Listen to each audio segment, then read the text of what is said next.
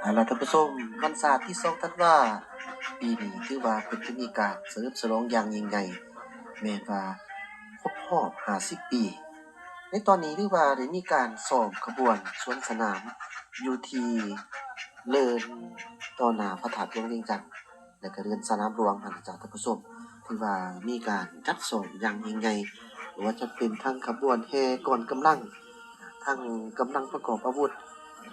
ก่อนกำลังจากทางบริษัทห้างห้านหลายๆภาคส่วนจากท่านผู้ชมก็ถือว่าได้เข้าร่วมมาซ้อมสนามอย่างเป็นขบวนฟุดฟื้นและอีกในมื้อวันเสาร์จะมาถึงนี้จ้ะท่านผู้ชมก็คือเพิ่นก็จะเปิดให้มวลชนทุกทั่วหน้าพื้นที่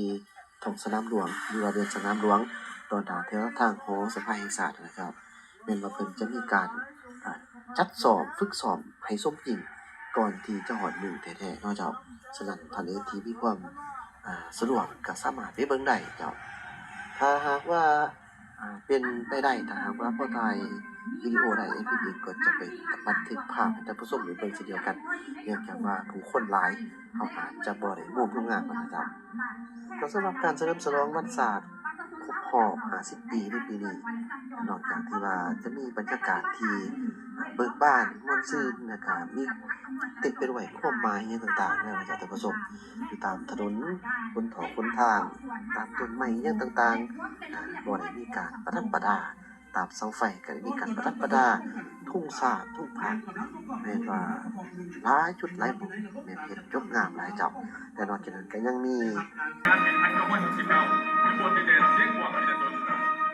เป็นกำลังต้นต่อประสานเราคือตีตาจะพัฒนาเมื่อขึ้นแต่ลูกแรงกินมือขาดซากในพวกเขาเวลาใส่ยางหักข้าและยางปกป้องข้าสายและพัฒนาประเทศชาติทุกสิ่งทุกสนับสนุนยางที่ด้านการศึกษาให้เด็กมีกำลังกั้นทางการท่องเที่ยวในกำลังหลวงที่เวลาพักผ่อนและเกี่ยวข้องปฏิบัติการจงสามส่วนของภายในนักศึกษาในได้ร่วมกันกินทำการลงภายในนักศึกษาในโอกาสวันสำคัญของทางของชาติได้ร่วมกันกล่าวได้โดยจองกันเรียนนำตัวหลักการสอนที่สร้างผลงานในภารกิจปกป้องข้าสายและพัฒนาประเทศชาติเราเพิ่ม